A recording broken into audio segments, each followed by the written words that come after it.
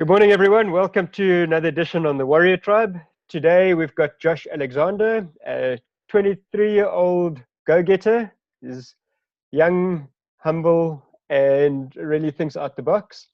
I met Josh when he invited me to one of his lean coffee evenings that he has in Port Alfred. He introduced lean coffee to the Port Alfred region, and it's been amazing seeing some young minds, some older minds like myself getting together around a table and thrashing out some of the issues that we are faced with.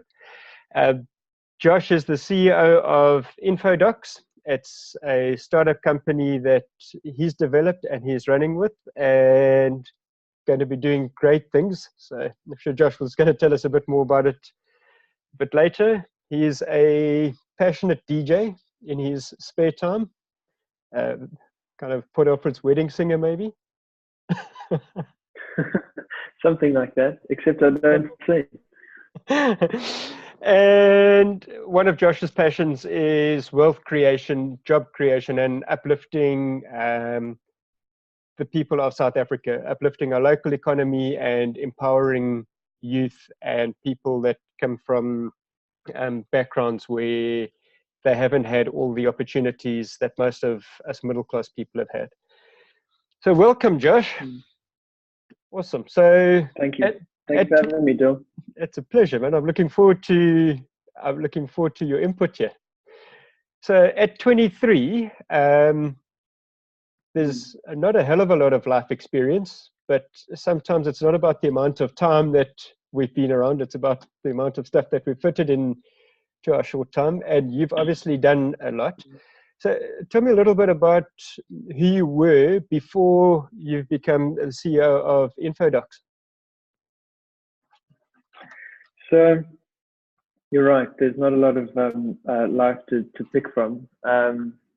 In fact, I learned quite a tough lesson straight after school, watching my friends go off and do different things and trying to stay in touch with people. And it was that people change. I used to think I'd be the same person throughout my life, and I hoped my friends would be as well. And I remember it dawned on me while I was wandering around in London that actually, you're kind of molded by the experiences that you have and the life you lead. And a few of my friends had changed already, and I suppose I was starting to realize I was changing.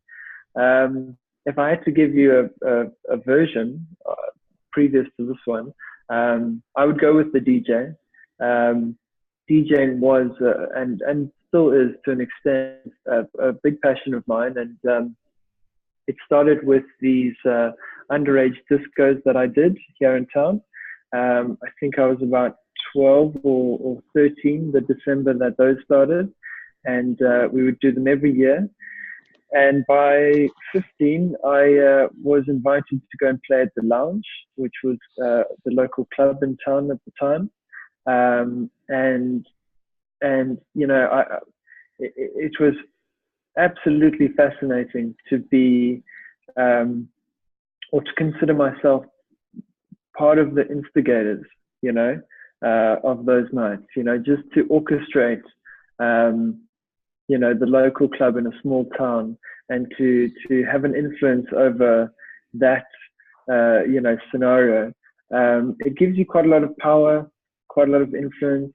It gives you an opportunity to really think, but also to observe. And it was, it was something I had a knack for, and something that I wanted to do. I wanted to make music, and I wanted to go and influence bigger and bigger audiences. And I suppose that changed when I went overseas, and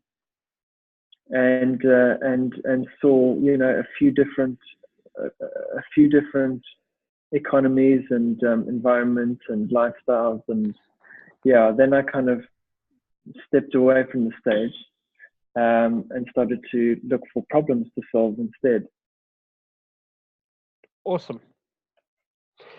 So in the Warrior Tribe, we believe that there's always a moment where somebody decides to step up and become a warrior. And there's a moment where there is that transformation of a person. And yours would be the transition from wanting to follow your musical passion into becoming this problem solver on a bigger level. Was there a Yeah, specific moment of transformation that you can put it down to?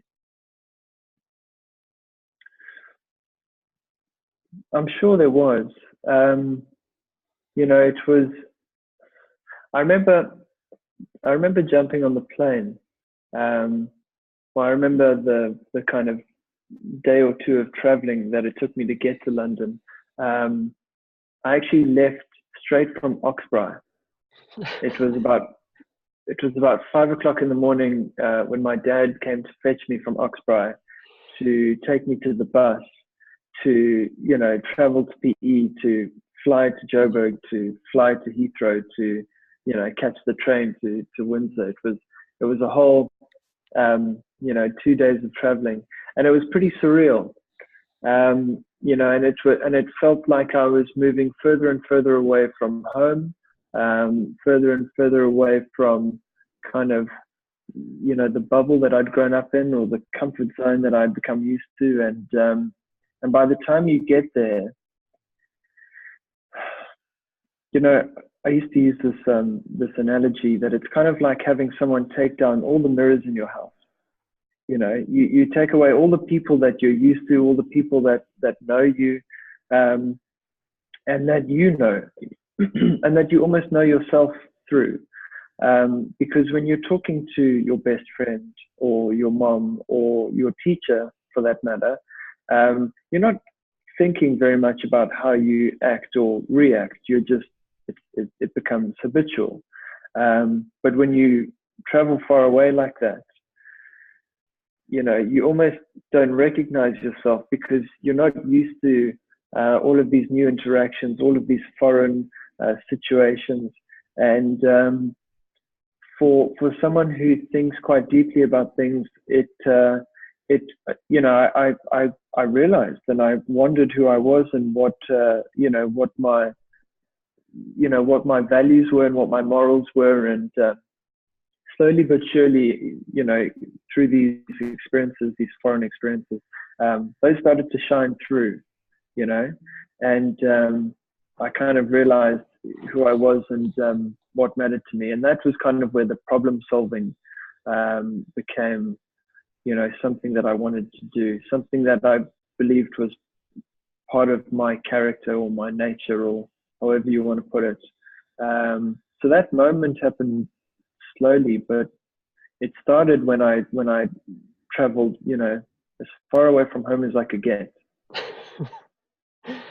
Okay, that's awesome. To realize that in your early 20s, or as a 19-year-old, however old you were at the time, is fairly amazing. So I'm 40 now, and a lot of my peers that are around the same age as I am are still struggling to find who they are or how to define themselves. And you might see it with some people walking around with their old school first team rugby jersey on, and they've been out of school for 23 years. And we see it in the people around us where they never really shift from that space. And it's quite a nice analogy of taking the mirrors down in your house. When you move away and suddenly the reflection you're getting back to you is completely foreign, completely new, and you get to create what that reflection back to you is going to look like in the way that you've been in the moment. Yeah, you do. That's absolutely awesome. So leading on from that, why would you recommend that people transform themselves? Why is it important for me to transform myself? I don't have a confident answer to this. I know it's true. It's one of those things that I know we've got to do. I know it's good for us. And I'm starting to develop a fairly confident philosophical argument for it, but I still can't answer it 100%, but I'll give it a crack. it has something to do with potential, right? And it has something to do with the nature of the universe, and it has a lot to do with just the natural order of things. And the natural order of things is for things to exercise their potential, to grow their potential. You know, I don't know how it applies to psychology, but if you look at how nature works, and when I say nature, I mean the big and the small. And you know what I mean when I say the big and the small. It is always moving towards potential. In fact, potential breeds potential. It's like, you know, one tree produces 1,000 seeds, and those 1,000 seeds become 100 trees, and each of those 100 trees produce another 1,000 seeds, and it just keeps growing, you know. And I feel like that is the natural order of everything, including, you know, people. And so for a person to ignore that, or to limit themselves, or to become stagnant, or to, you know, hold on to something that happened 20 years ago and expect that to be, you know, the thing that defines who they are today. It's not, you know, I don't think you're going to derive much satisfaction or fulfillment or happiness or pride from that. You know, I think you need to constantly be growing, constantly be improving, and constantly, you know, seeking to grow your potential. And it's quite an easy thing to do, actually. You know, a lot of people talk about compound interest. I think it was Warren Buffett who called it the sixth or the seventh or the eighth wonder of the world, something like that. You know, and it starts with little steps. And I'm sure that I know that this is a part of the warrior process, right? To just look at little improvements you can make, and to build those up over time, and to, yeah, you know, very, very quickly grow your potential with these, you know, little habits that you adopt, these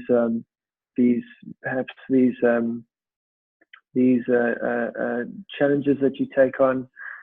It's just so easy to grow your potential, and so satisfying, that it's a continuous thing that you know, everyone needs to do, and everyone should do. Does that answer the question? It does. I'm sure you will find a lot of resistance from people when you say it's so easy, because I think the experience of a lot of people is that it isn't easy. However, we're either in a state of growth or decay. And when you're operating in a state of growth, as you say, the natural order is to continue growing and to continue moving forward. And if you're not growing, then the inverse of that is decay. So if you're not working on one of your, what one might call a good habit, your bad habits are going to be growing and your good habits are decaying. And if you shift your focus and you focus on the things that you'd consider good habits, your good habits will be growing and your bad habits will be decaying. So the truth is, it is easy. Not everybody is aware or conscious of those little things that they're doing that's actually speaking towards growth or decay. So that's awesome. So at 23, I know when I was 23, the world was my playground, and everything was exciting. It was surfing, then mountain biking, then running, then I'd be rock climbing, and then spearfishing, and everything was just awesome. The world was just this place for me to explore. How do you stay on course? I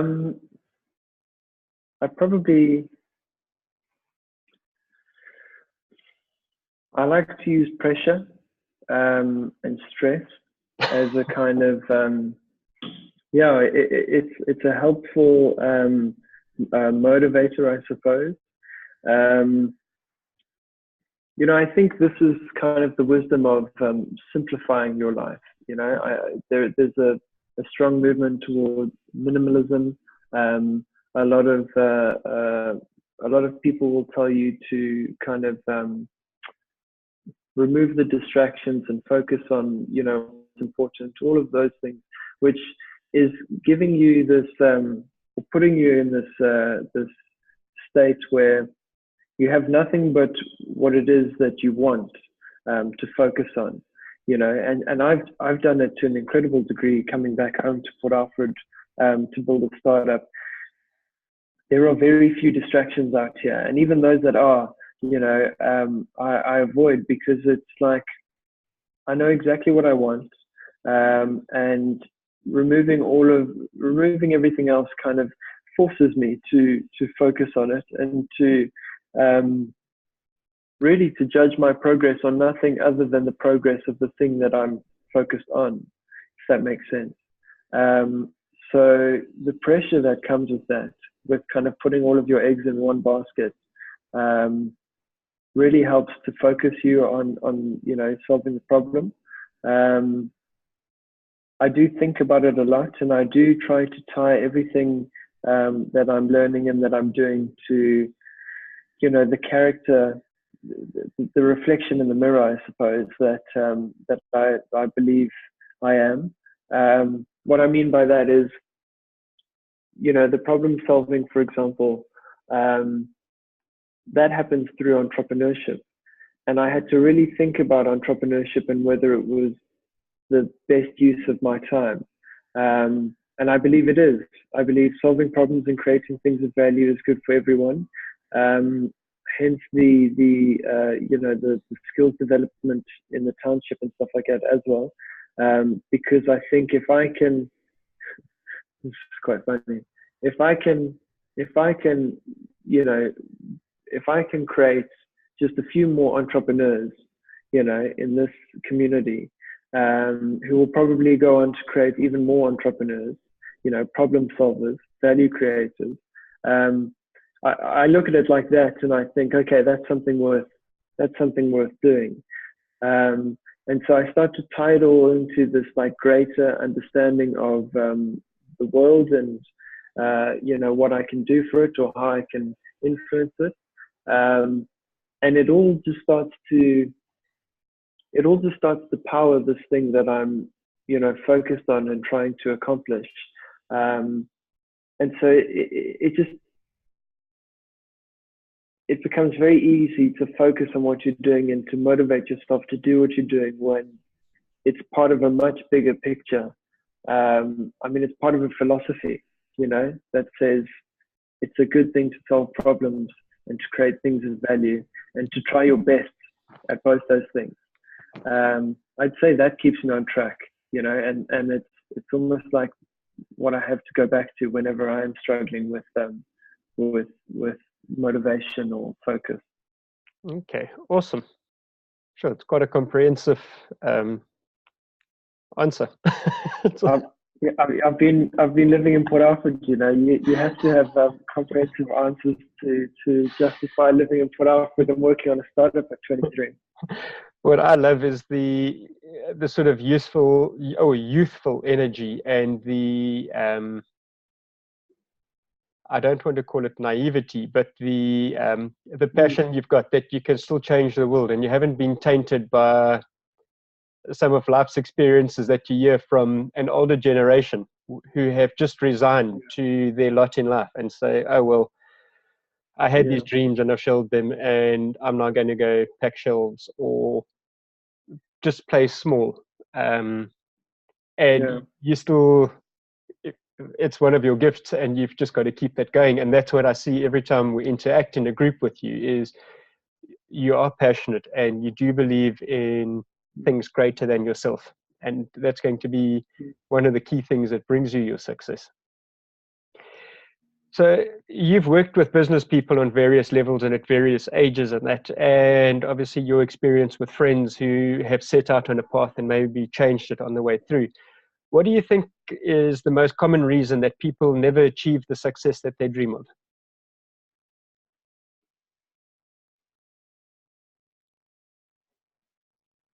Focus. A lack of focus, I'd say. It was in an interview with Bill Gates and Warren Buffett, who were sitting together, and they asked them both. They said, "What do you credit? What do you credit your success to?" And without missing a beat, both of them said, "Focus." It's like you've got all of this potential, all of this capacity, all of this energy that you can spend trying to get somewhere or do something. And if you focus it on a specific goal, you know, you can move mountains. But if you let yourself get distracted and you lose motivation and you spread yourself too thin, that lack of focus will prevent you from, accomplishing the goals that you really want to accomplish. I think, at least that's what I've seen so far. Awesome. So what advice would you give me or any of our listeners when we're feeling overwhelmed and we want to give up, or the focus is all over the place? We're shining through a floodlight, not a spotlight.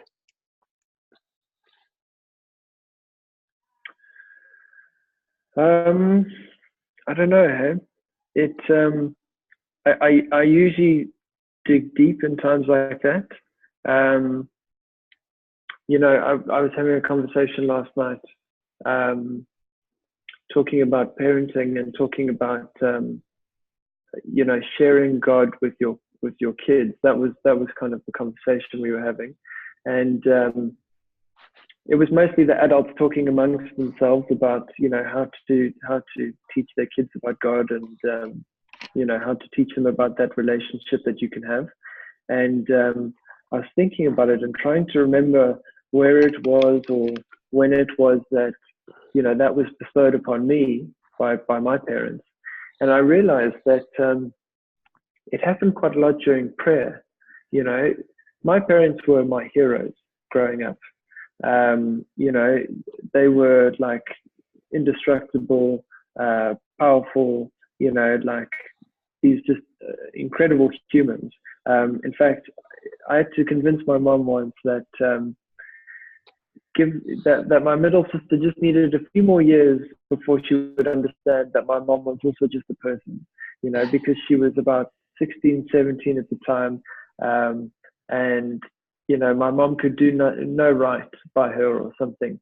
And I had to explain, she still thinks you're a superhero, and as a superhero, you're messing up, give her a few more years and she'll understand you're just a person and it's completely natural. And, we're 2 or 3 years down the road now. And my mom comes to me often and tells me you were absolutely right about that. So as a kid, my parents were superheroes. And it was only during, these like moments where we would be praying together and my mother or my father would be really vulnerable, these moments where they would be really vulnerable. They would be asking for help or it was either tears of happiness or tears of sadness. And it was, these enlightening moments where I don't think I realized my parents were human. I think it was more that I realized this is where they got their strength,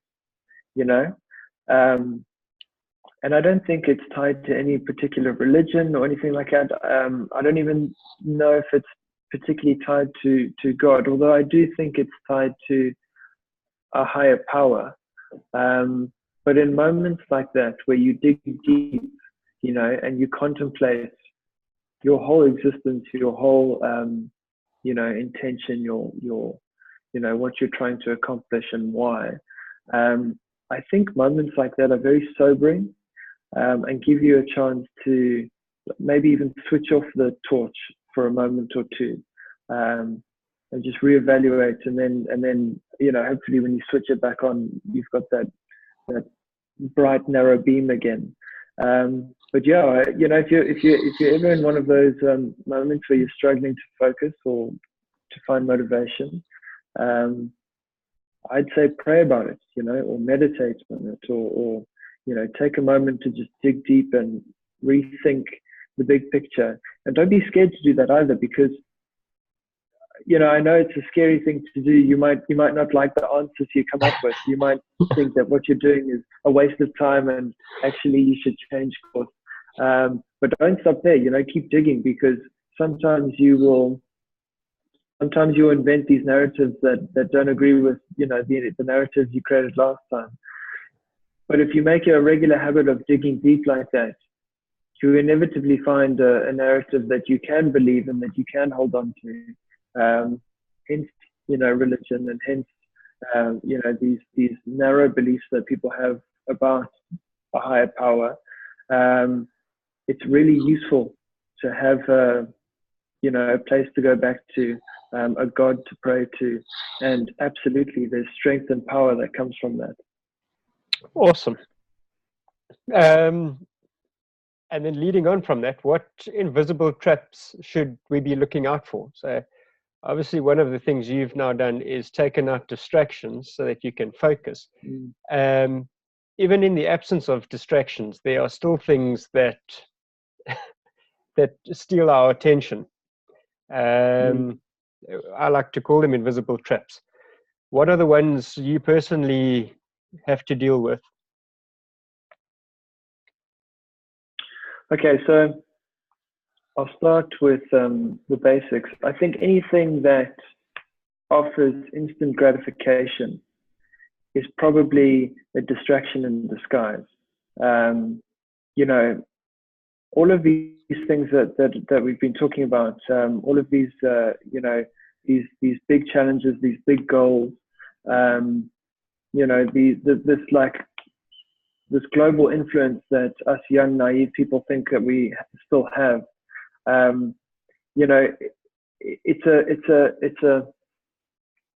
It's almost like an inspiring form of delayed gratification, and if everyone could believe in delayed gratification, if everyone could believe that they, through this interaction and that interaction, could influence the world, slowly but surely, I think we would end up with a much better place to live, So instant gratification is a red flag, because it's not going to pay off in your future. It's going to pay off in a couple minutes, in a couple hours, later tonight. It's not it's not something worth your time or your energy, because it's not going to increase your potential, I don't think. That's the main one that I try to avoid, the instant gratification. Awesome. We are filled with that nowadays in the age that we're living in. Everything is instant gratification. You don't like something on TV, you can open your computer, go into YouTube and find exactly what you're looking for. Or at the end of the phone, you can get whatever food you want. You can get pretty much anything we want is available to us instantly. So is that you're saying instant gratification is a distraction in disguise? Did you just make that up? I think so. I'm going to steal that. I love it. I'm going to use it with a lot of my coaching clients. I think it's phenomenal. I'll credit you with it. Cool. Awesome. So just in wrapping up, give us a couple of your favorite warrior hacks that you can share with us. Okay. All right. So reading is it's a gift that I was given very early on. Again, it was a situational thing. I happened to have a 45-minute commute to school every morning, and a book, Harry Potter at the time, was a great distraction, I suppose. But it taught me to read, and to read fast, and to enjoy reading. And now I'm at a stage where I can almost walk into any library and pick any book off the shelf, and devour it. And that's really, really useful in everything that I do. I guess it ties into this attitude of, how did Reid Hoffman put it? Infinite learning, where you never stop learning. That's what I mean when I say, reading as a tool for that. Other hacks would probably be, there was another good one which said, talking specifically about the tech industry, that there are two types of schedules. There's a maker's schedule and a manager's schedule. And the maker's schedule is a morning, an afternoon, and a night. You know, it breaks your day into like these 3 extended work periods where you can get into another book I read called The Deep Work, right? Where you can actually really dig deep and kind of focus on a problem for hours, you know, and come up with really creative solutions by putting yourself in that scenario. And then the other schedule is the manager's schedule, which breaks everything down into kind of 30 minutes, hour-long time slots throughout the day. And both are powerful routines or schedules for whatever it is you want to do. So applying things like that, you know, deep work or kind of, I don't know what I'd call the other one, corporate work maybe. But you know, you can leverage things like that. And then the last one I would probably say is, and this one may sound a bit funny, is telling the truth. It's just, I think people take it for granted. They let, you know, white lies slip in now and again, or they make excuses that aren't, you know, entirely honest. And I can't tell you what it does for someone, you know, particularly their not just their confidence, but their insecurities and stuff like that. When you know that you only tell the truth, I suppose you start to live by a slightly higher standard, and I suppose you also start to have a lot more faith in yourself. You know, when it, you know, when you make it known, at least to yourself and hopefully others, that you would never tell a lie. You know, I suppose that's what gives someone a sense of integrity as well. When you live and operate with a sense of integrity, you know, people can trust you and you can trust yourself. It's a small thing, but it's really useful in life, I think. That is one of the pillars of our family, is integrity. And Dr. Henry Cloud's got a brilliant book called Integrity. And if you haven't read it, I'd highly recommend it. It's phenomenal. I will. I'll look at it. I'll devour it. Awesome. So how do you transform others? What can people do to help you transform others? That's a good question. I don't know. I'm still figuring it out as I go. At the moment, I am trying to breed, you know, some more entrepreneurs in this community. And I'm starting young at the same age that I kind of started, which is about 12, 13. And I am teaching them computer skills because they don't have all of the opportunities that I was afforded. They don't have the same privileges that I was given. And so I look at their situation and they're pretty much limited to the opportunities that they can walk to, you know, which in a small town is not many.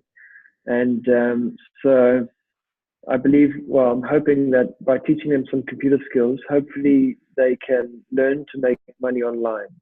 And specifically that will be by developing, you know, rare and useful or valuable skills that they can offer to, you know, many or any of the online businesses that are in operation today.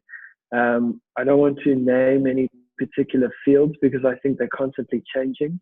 But it's the attitude and it's the process of self-teaching that I'm trying to bestow upon these kids, and hopefully a few tools and equipment. If this was a week ago, I would have been asking you and your community for computers, but actually we've just been given access to the Port Alfred High School Computer Lab. We have more computers than we know what to do with. So actually, I'm looking for teachers because now the number is growing, and I've arguably got more kids than I can handle. So if anyone in your community has rare and valuable computer skills that they would be willing to take the time to share with these young entrepreneurs, you can tell them to get in touch with me. That would be really, really helpful. Could they do that remotely? Are you set up at the computer lab to do sort of remote lessons? No, I wouldn't say so just yet, but that is an interesting suggestion, and I will look at that. We do have a nice big projector and could probably put a big video casting of someone from wherever they are. But for now, I'd like people to be there in person and to, be close enough and to work and collaborate and empathize with these kids and teach them from that perspective. But I like the idea. Awesome. I'm definitely going to do that in the future. Awesome. And then just quickly about your company in closing, infodocs. What type of clients are you looking for? Tell us in a nutshell what you do, who you're looking for, and how we can get hold of you. So infodocs helps to automate the legal requirements for registered companies in South Africa, specifically the secretarial responsibilities in a registered company. That includes everything from shareholder records to directors and officer and member registers. What it helps the users do is it walks them through all of these complex legal transactions, these company amendments, and produces all of the records that they are legally required to keep. What we've learned is that it's not usually the business owners who are doing this for themselves, although if anyone in your community is a business owner and does their own secretarial tasks, I would love to hear from them. Ideally, we would like to build something so simple that the business owners use it for themselves, but also accountants who are typically the ones who offer these services today. Any accountants who offer secretarial services can get in touch with us. And hopefully we can help them build a more efficient and more profitable secretarial service, and company secretaries, of course, as we were discussing earlier. My favorite type of customer. If there are any company secretaries in your community, I would absolutely love to hear from them. They are the gurus in this industry, and absolutely the type of customer that we're working very closely with at the moment. Awesome. I'll stick a link to your company website in the title. Thank you. Is that the best way to get hold of you, just via your website? Yeah, put the website link and also my email address. Okay. They're welcome to get directly in contact with me. Awesome. Josh, thanks very much for your time. It's almost 9 o'clock. It's time for us to wrap up. It's been awesome. I look forward to catching up with you in person soon. Yeah, the next Lean Coffee. Excellent. I'll be there. Thanks a lot, Josh. We'll chat soon. Cheers. Thanks. Bye. Cheers. Bye-bye.